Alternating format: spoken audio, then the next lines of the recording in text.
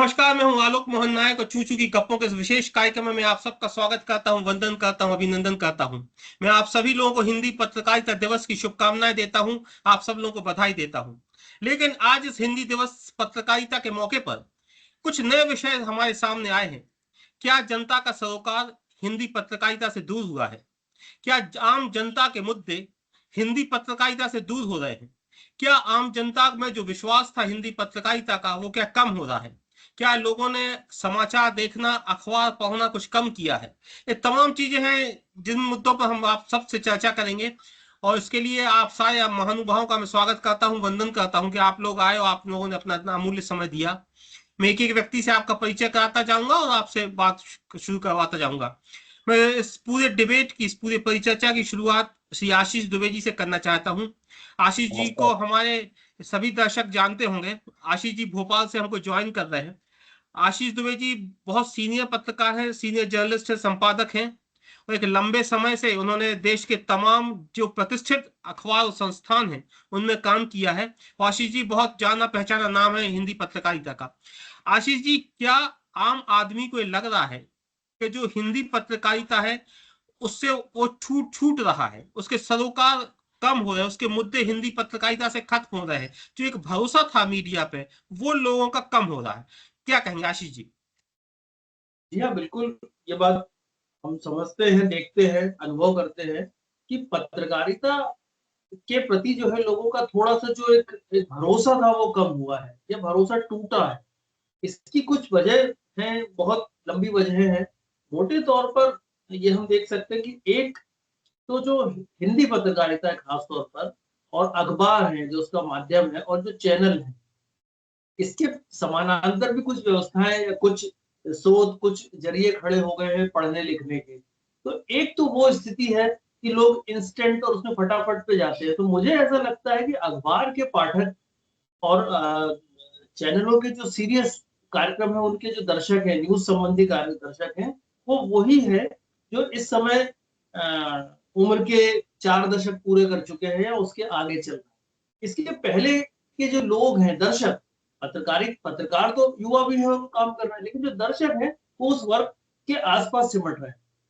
वजह सिर्फ ये भी तो मोटे तौर पर देखिए कि जिस तरह से पिछले 10-15 सालों में मान लिया जाए कि जिस तरह से चीज़ें बदली हैं, लोग बदले हैं, खबरों का पैटर्न बदला है, और खबरिया चैनलों ने जिस तरह से एक एक मतलब ये कहना चाहिए कि एक अपनी धुन, अपना आलाप लगा रखा है, उसमें कहीं न कहीं ये चीज़ें जो हैं मुश्किल होती जा रही हैं कि खबरें सच क्या है? अखबार लिख रहा है वो सच है, चैनल बता रहा है वो सच है, क्या है हिंदी पत्रकारिता में क्या चीज़ है? तो अधिकतर एक धारा जो है इसको थोड़ा-सा कहीं न कहीं पाठक को करती है। इसीलिए हम देखते हैं कि जब कोई ऐसी खबर आती है, जो बहुत जिसमें नयापन होता है, जिसको हम लोग अपनी भाषा में ऑफ बीट कहते हैं या एक्सक्लूसिव कहते हैं या इन्वेस्टिगेटिव स्टोरी कहते हैं, तो उसको बहुत से पाठक मिल जाते हैं, दर्शक मिल जाते हैं।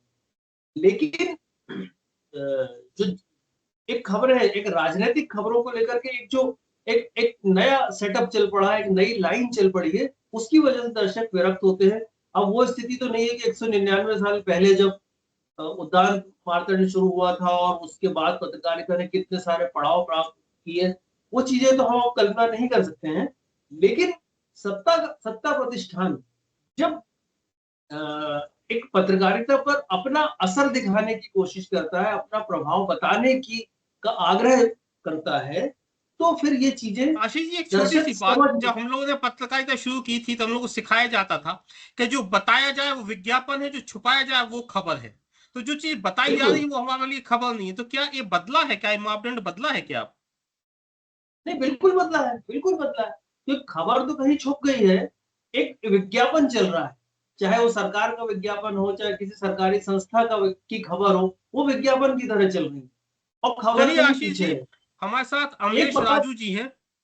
अमलेश जी। राजू जी पिछले 25-30 साल से लगातार पत्रकारिता कर रहे हैं और आपकी विशेषता है कि आप पिछले 25 साल से जनसत्ता में लगातार काम कर रहे हैं, जो हम कह सकते हैं कि जहां पे मैंने पत्रकारिता सीखी और जहां कहा जाता है कि जन सरोकार की पत्रकारिता होती है। तो अमलेश राजू की विशेषता यह है कि पिछले 25 साल से एक संस्थान में लगातार काम कर रहे हैं। उन्होंने और भी संस्थानों में काम किया। तो हम कह सकते हैं कि मेरे संस्थागत भाई लगते हैं अमलेश राजू जी। तो अमलेश राजू जी, मैं आपसे सबसे पहले जानना चाहूंगा कि आपको ये महसूस होता है क्या कि आम जनता कह रही है कि उस हिंदी पत्रकारिता का जो सरोकार था, जो समाज के साथ, आम जनता के साथ, वो कम हुआ है, या जो पुल था वो टूट रहा है, उसके मुद्दे हिंदी पत्रकारिता से, हिंदी अखबार से गायब हो रहे हैं। अमलेश राजू जी। आपने बिल्कुल सही कहा। जो आज का चूंकि विषय ही ऐसा है कि हिंदी पत्रकारिता दिवस हम लोग मनाते हैं, लगभग 200 साल हो गया। 1826 का जो समय था और आज का जो समय है उसमें बहुत का अंतर है। 200 साल का बहुत का फर्क है। लेकिन हमारे जो पुरखे थे, पत्रकारिता के जो पुरखे थे, जिसको हम ये मानते हैं कि जो जो हमारे जिस मापदंड पर हम चलते हैं, चाहे महात्मा गांधी हैं हो, विष्णुराव पडारकर हो, या मक्खनलाल चतुर्वेदी हो, गणेश शंकर विद्यार्थी हो, लोकमान्य तिलक हो, तो इनके ये जो हमारे पुरखे हैं, इनके क्या आदर्श थे। मैं जब आपने अभी कहा कि ये बोलना है, तो मैं बस 2 मिनट या 1 मिनट पहले मैं घर पहुंचा हूँ। मुझे लगा कि ये पूरे दिन मैं देख रहा हूँ फेसबुक पर, व्हाट्सएप पर, तो पत्रकारिता का जो मापदंड है, आप पत्रकारिता में क्यों आए, पत्रकारिता में आने का आपका क्या कारण था, जब तक ये नहीं समझेगा नई पीढ़ी, और पुरानी पीढ़ी को, नई पीढ़ी को यह बताना पड़ेगा कि जो पत्रकारिता के मापदंड हैं, जो पत्रकारिता के पुरोधा हैं, वो क्या चाहते थे, वो क्यों आए। आप देखिए कि रामधारी सिंह दिनकर ने कविता लिखी कि दो में से क्या तुम्हें चाहिए, कलम या की तलवार। ये क्या था मतलब, मैं देख रहा था, ये क्या मतलब, ये तो एक आपको जानने का, आपको समझने का, आपको क्या चाहिए, कलम नहीं चाहिए अमलेश जी, या। हम ये जानना चाहते हैं कि आम जनता के जो मुद्दे हैं वो मीडिया से खत्म क्यों हो रहे हैं? आम जनता के मुद्दे इसलिए खत्म हो गए हैं कि हम रील्स और वीडियो की दुनिया में जी रहे हैं। हम्म। हम्म। हमारे जो बड़े विश्वविद्यालय हैं, मैं Indian institute of mass communication में पिछले 5 साल 6 साल से जा रहा हूँ एज ए गेस्ट। तो मैं देख रहा हूँ कि बच्चे क्या पढ़ना चाहते हैं, बच्चों की रुचि किन चीज़ों में है। अब सारे विश्वविद्यालय का जो कोर्स बना रहा है, अब हम लोगों को नहीं बोलना चाहिए, चूंकि आपने मेरा इंट्रोडक्शन दिया कि मैं 20 साल 25 साल से एक ही संस्थान में रहा हूँ। हमारी जो पत्रकारिता की शुरुआत हुई वो प्रभास जी को देखते, जानते, सुनते हुई। तो प्रभास जी की जो बर्तनी थी उसको कौन लोग जान रहा है।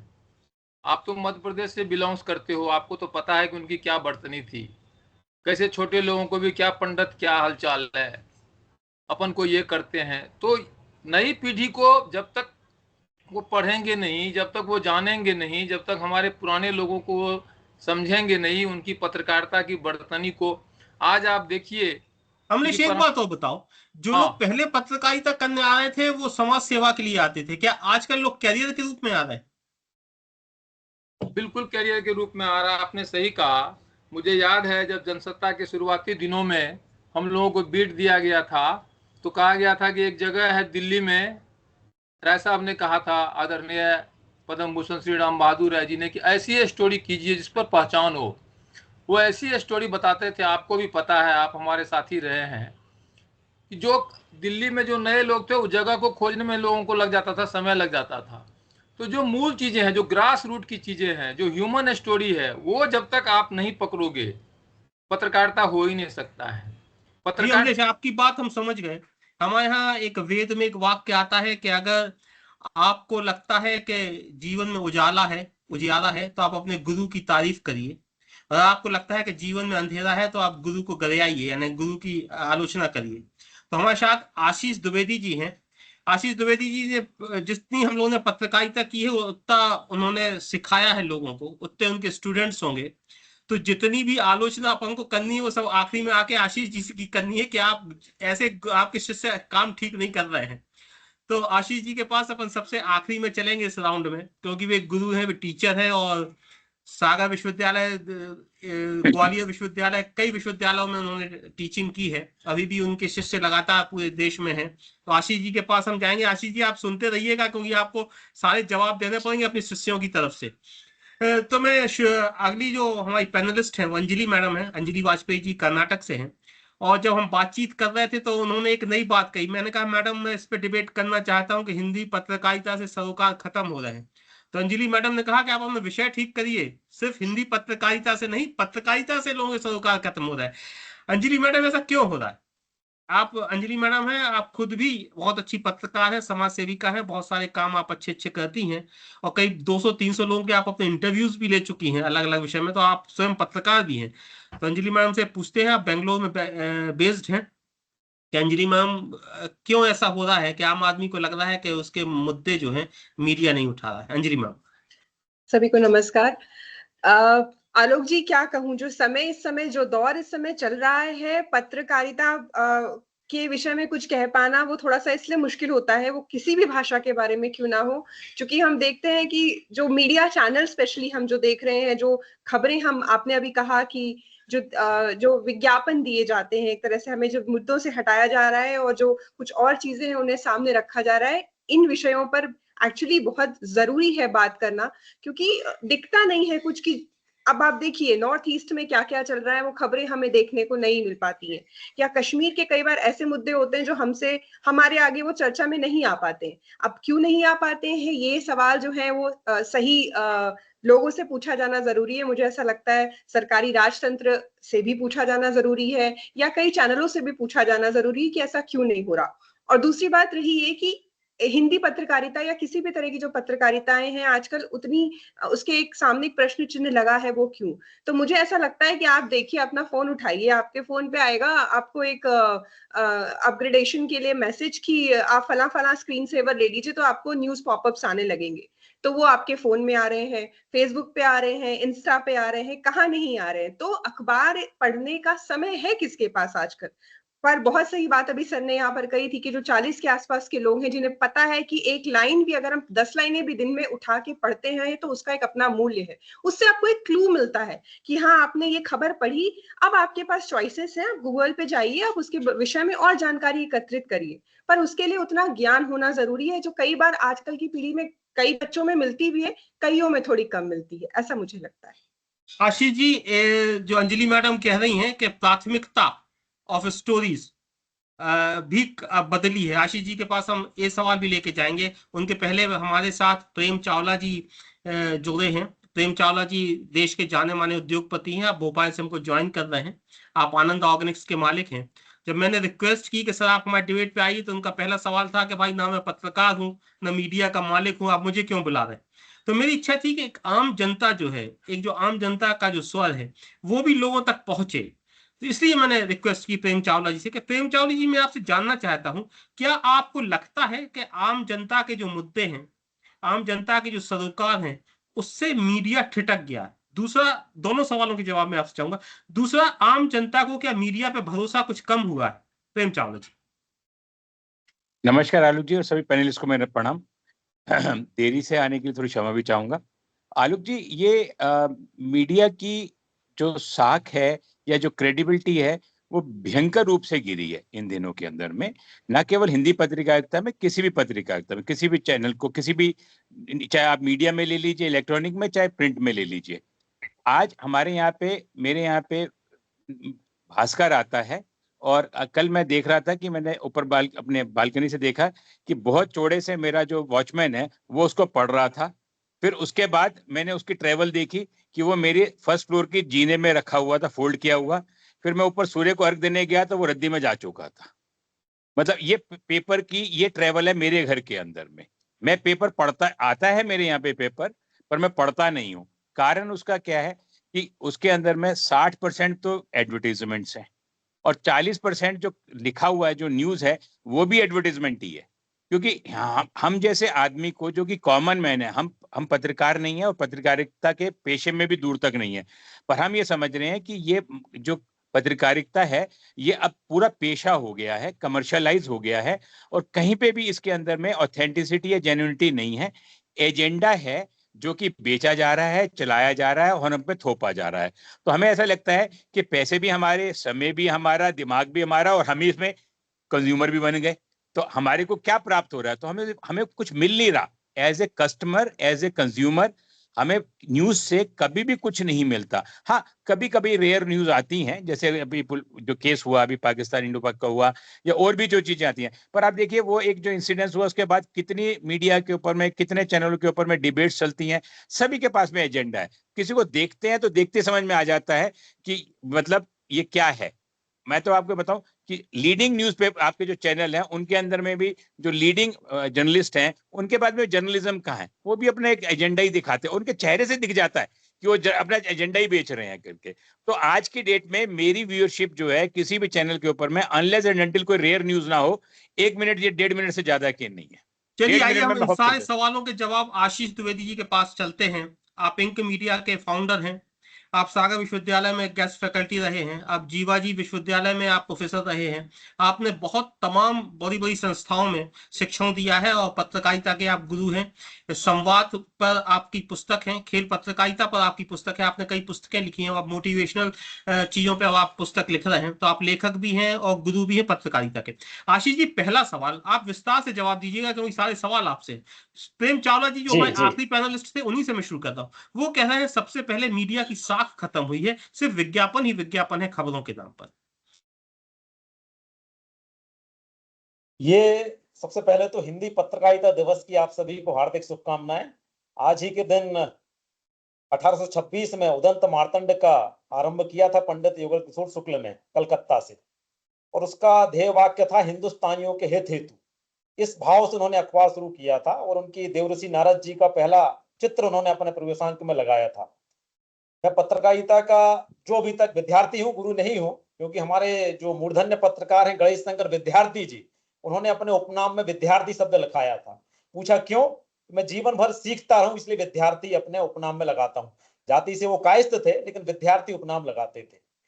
तो बड़ी बात यह है आलोक जी भाई साहब कि आप हमारे वरिष्ठ हैं, सीनियर हैं, और आपने जो शुरुआत की है इस तरह के विमर्श की, इसकी बड़ी समाज के लिए बड़ी जरूरत है इस समय। खासतौर पर पत्रकारिता के पेशे में कुछ बातें मैं आपके सामने रखूंगा। देखिए, बहुत व्यवहारिक बात यह है कि संसार का एकमात्र प्रोडक्ट है न्यूज़पेपर, जो अपने लागत से कई गुने कम दाम में बिकता है। इस जी व्यवहारिक पक्ष को में समझना पड़ेगा। जी जी चमड़े से जूता बनता है तो उसका रेट बढ़ जाता है, कपास से कपड़ा बनता है तो उसका रेट भी बढ़ जाता है।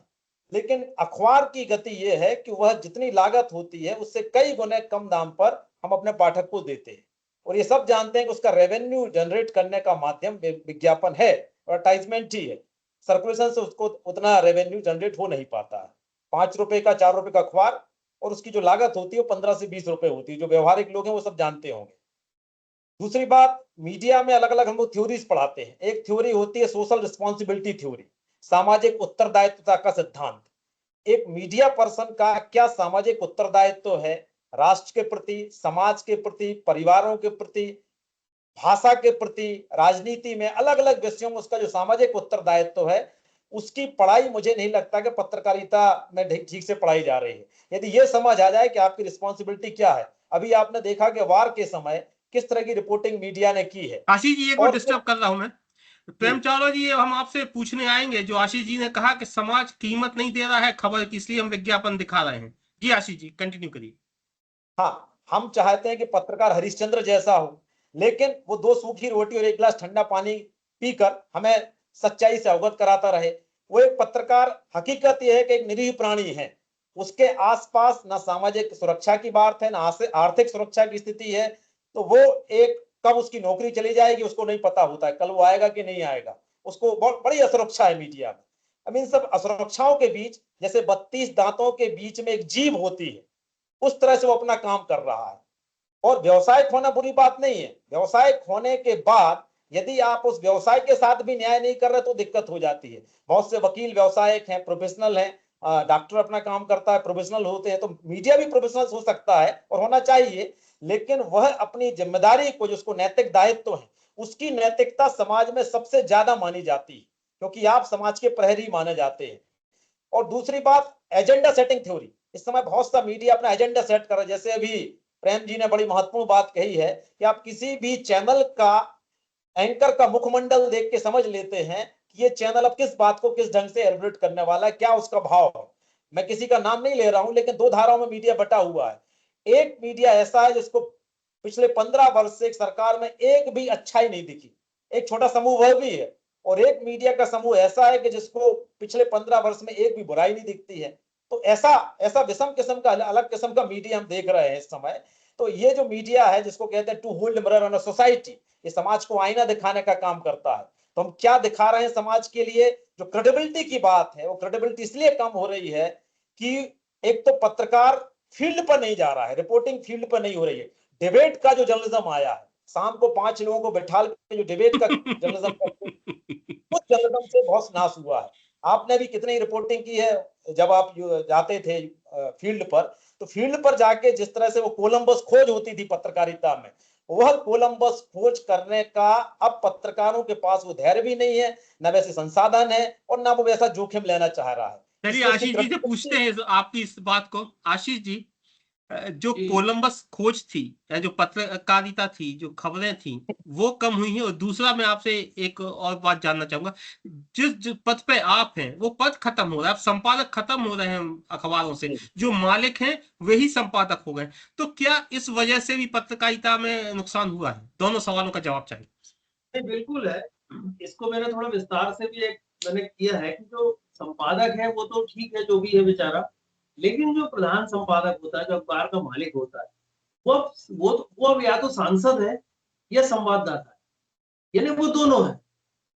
तो उस स्थिति में एक पत्रकार, यानी एक ठीक ठाक संपादक जो ठीक से वैल्यू समझ के काम करना चाहता है और कराना चाहता है, वो क्या करेगा? क्योंकि जो ऊपर वाला है वो सांसद भी है और संवाददाता भी। सांसद मतलब वो ये मान के चलता है कि वही नेता है, और संवाददाता है, सारी खबरें उसी को पता है। तो ऐसे में वो पत्रकार जो तकरीबन 65-70% पत्रकार ऐसे आज भी आते हैं जो कुछ करना चाहते हैं, लेकिन ज्यादा सिस्टम ऐसा चलता है ऊपर से जितना वो होता है कि वो अपनी चीजों को लिख नहीं पाते हैं, पढ़ नहीं पाते हैं, व्यक्त नहीं कर पाते। आज हम जिस यूट्यूब चैनल पे बैठे हैं वो भी एक ऐसी पत्रकार का लगभग होगा ना, कि जो सारी बातें नहीं कर पा रहे, तो लोग यूट्यूब की तरफ जाते हैं, अपनी बातों को करते हैं, अपनी भावनाओं को व्यक्त करते हैं। ये चीजें क्या जो हम बात कर रहे हैं क्या प्रिंट में आ पाएंगी?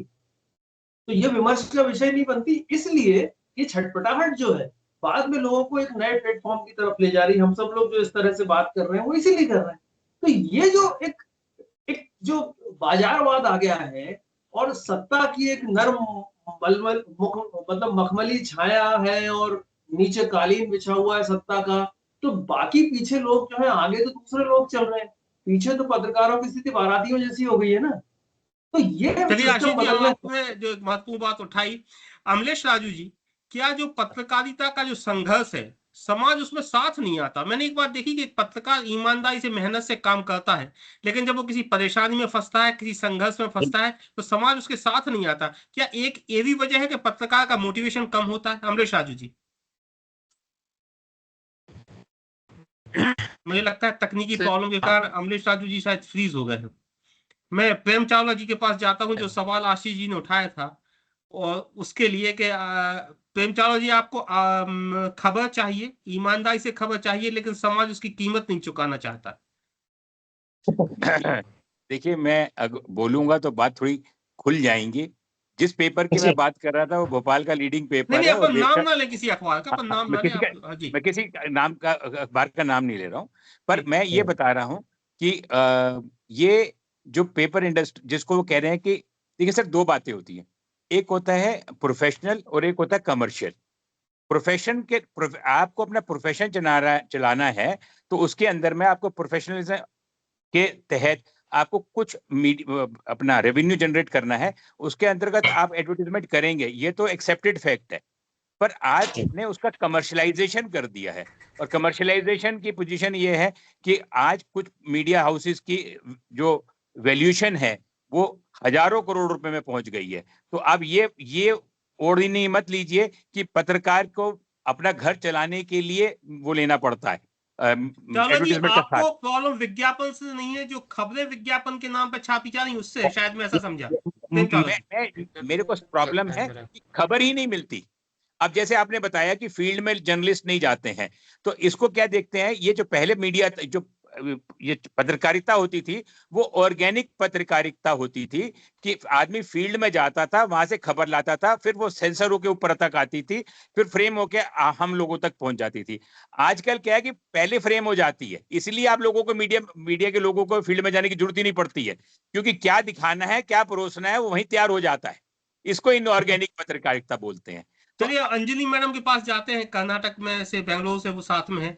मैडम, जो एक बात लगातार आ रही है, क्या आप इस बात को महसूस करती हैं कि रिपोर्टिंग जो हम लोग जाते हैं बाजार में, समाज में कलेक्ट करते हैं खबरें, वो खत्म हो गई है? वो एक वजह है जिस पूरे डिबेट की जो स्पाइन है कि जन सरोकार खत्म होना, जनता के मुद्दे खत्म होना, जनता की जो उससे जुड़ी हुई जो बातें थी वो अलग होना, जनता का भरोसा खत्म होना। तो ये रिपोर्टिंग कम हुई है आजकल के मीडिया में, वो एक इंपॉर्टेंट वजह पैनलिस्ट बता रहे हैं। आप क्या कहती? देखिए, चीजें स्क्रिप्टेड तो लगती ही हैं, इसमें कोई शक नहीं है कि अगर आप कोई भी एक न्यूज चैनल खोल लीजिए तो आपको समझ में आने लगता है थोड़ी देर में कि ये जो एक मुर्गों की लड़ाई दिखाई जा रही है काफी हद तक स्क्रिप्टेड है। तो एक वो बात तो लगती ही है, उससे हम सारे वाकिफ हैं यहाँ पर, उसकी वजह है अपनी। और दूसरी बात ये, अगर हम जनता की बात करें कि जनता नहीं देखना चाहती है, तो जनता तो मुझे लगता है हमेशा जैसी थी वैसी ही है। और ऐसा नहीं है, हर वर्ग, हर तरह के लोग हर जगह शामिल है, तभी शायद हम 5-7 लोग कभी बैठ के इस विषय पर बात भी कर रहे हैं। तो समाज और लोग तो आज भी उपस्थित हैं देखने के लिए, पर शायद कुछ परिवर्तन हैं जो किए जाने जरूरी है। शायद कुछ लोगों को पहल करनी चाहिए उसमें, और शायद ये उसमें से एक पहल ही है, ऐसा मुझे लगता है। आशीष जी, आशीष द्विवेदी जी, जो प्रेम चावला जी ने जो बात उठाई थी, जो जी। मुझे अटक गई, मैं उसका जवाब आपसे चाहता हूं कि अखबार में आप विज्ञापन तो दिखाइए, लेकिन जी। विज्ञापन के नाम पर जो खबरें आप दिखा रहे हैं, खबरों को जो विज्ञापन बना रहे हैं, विज्ञापन को जो खबरें बना रहे हैं, ये जो घालमेल है, इससे परेशानी है आम जनता को। तो बहुत गहरी बात कही है और ये बिल्कुल कटु सत्य है। आज अब स्थिति ये है कि आप यदि 5 लाख रुपए देते हैं तो आपको एक पर्टिकुलर समाज का या एक क्षेत्र का रत्न बनाकर एक सम्मान मिल जाएगा। अब उनकी क्या सामाजिक गरिमा है, क्या सामाजिक प्रतिष्ठा, ये मायने नहीं रखता है। ये जो कमर्शलाइजेशन हुआ है ये बहुत घातक है पत्रकारिता के लिए। जो पेड न्यूज वाली जो बात हुई है, तो ऐसी खबरें आने लगी हैं, ऐसे लोगों को प्लांट करके समाज के सामने रत्न के तौर पर प्रस्तुत किया जा रहा है। मध्य एशिया का अवार्ड दिया जा रहा है। अब मैं किसी अखबार का नाम नहीं लूंगा, आपने चूंकि कहा है, तो उनको खुद नहीं पता होता है कि मैं इतना बड़ा बिल्डर हूं, इतना बड़ा मैं इंडस्ट्रियलिस्ट हूं, मैंने कौन सा सामाजिक सरोकार का काम कर दिया कि मुझे इतना बड़ा रत्न बना दिया गया। तो ये जो चीजें चल रही है उसकी बड़ी वजह मैं आपको बताऊं कि मीडिया में क्रॉस मीडिया ऑनरशिप पैटर्न लागू है। क्रॉस मीडिया ऑनरशिप का मतलब ये होता है कि एक व्यक्ति जो कोल माइंस चला रहा है वो अखबार शुरू कर देता है। पहले ऐसा नहीं था, जो अखबार के लोग थे वो अखबार उसी में लगे हुए थे। इंडियन एक्सप्रेस हुआ या टाइम्स ऑफ इंडिया हुआ या नई दुनिया हुआ, प्रभात खबर हुआ, ये सब अखबार की इंडस्ट्री के लोग अखबार चलाते रहे थे।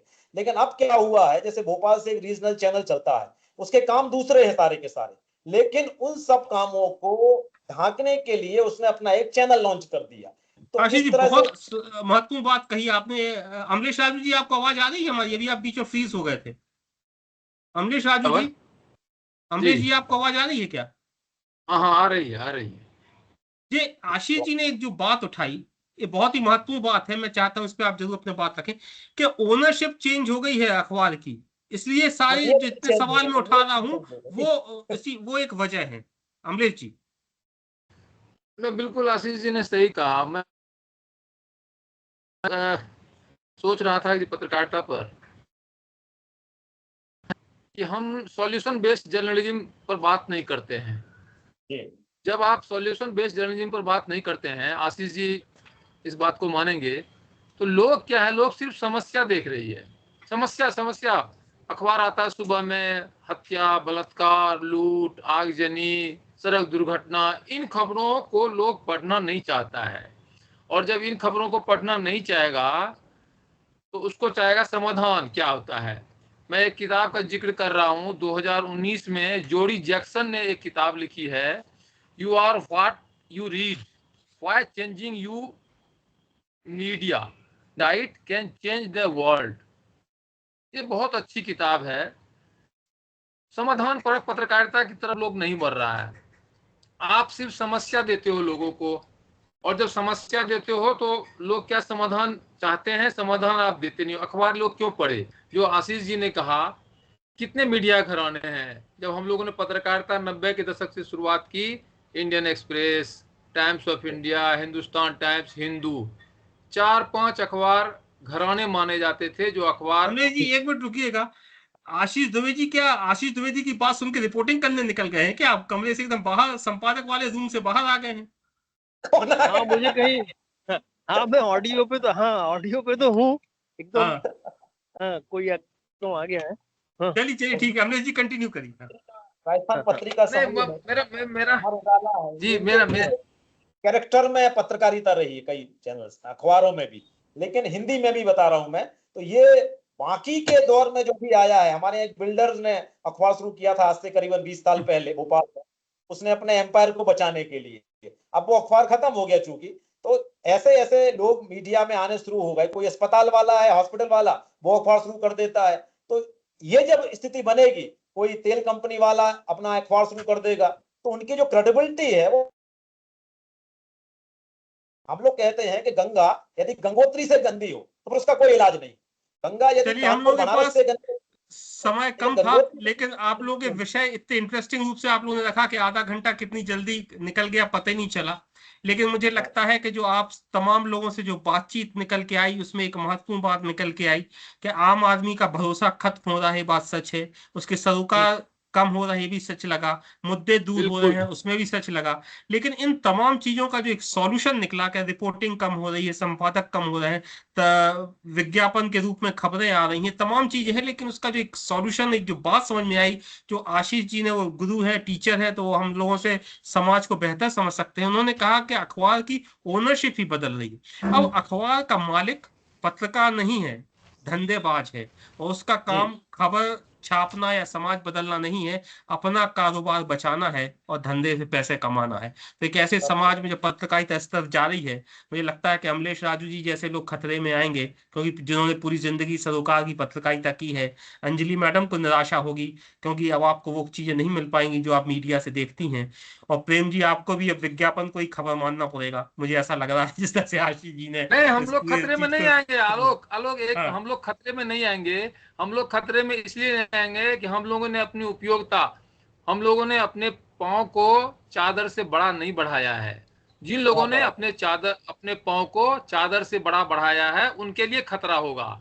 जो आदमी सच्ची पत्रकारिता करेगा, जो 2 रोटी और दाल खा के गुजर करेगा, उसके लिए पत्रकारिता कभी मुश्किल नहीं होगा, वो जीवन भर करेगा। और मैं इस बात को मानता हूं, और आपके चैनल चूचू की गप्पे पर भी दावे के साथ कहता हूं, मैं जिस तरह रहा हूं, जिस तरह हूं, उसी तरह जीवन भर रहूंगा।